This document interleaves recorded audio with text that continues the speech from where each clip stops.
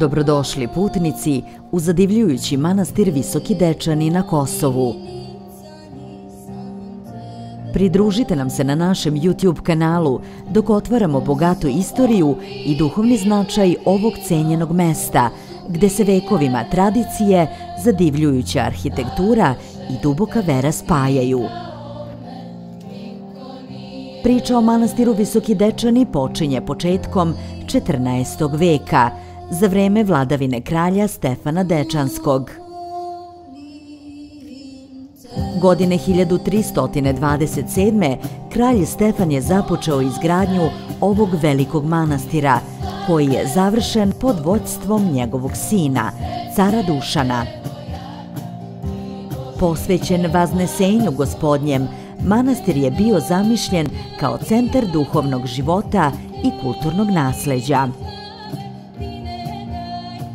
Manastir Visoki Dečani predstavlja remek delo srednjovekovne srpske arhitekture. Njegove visoke zidine, složene freske i ukrasni detalji održavaju umetničku i religijsku strast tog vremena. Crkva manastira ukrašena je sa više od 1000 fresaka koje prikazuju biblijske scene i sveće, svedoči o veštini i posvećenosti zanatlija koji su ovu viziju oživeli. Posetioci Visokih Dečana mogu istražiti njegove svete hodnike i diviti se zadivljujućim freskama koje pokrivaju unutrašnje zidove.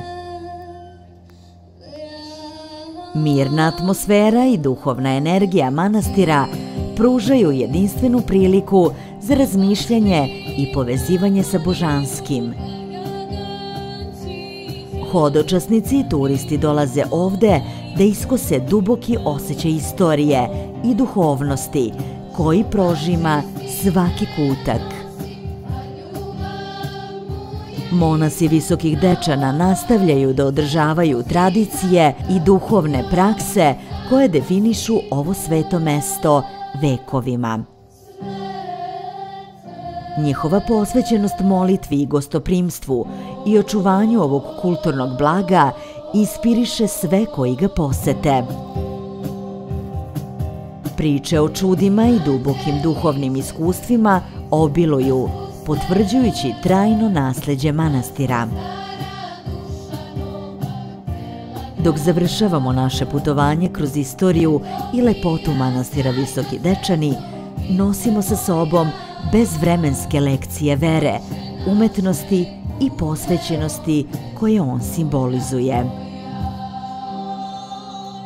Do sledećeg puta, neka vaša putovanja budu ispunjena čudom i duhovnim otkrićima.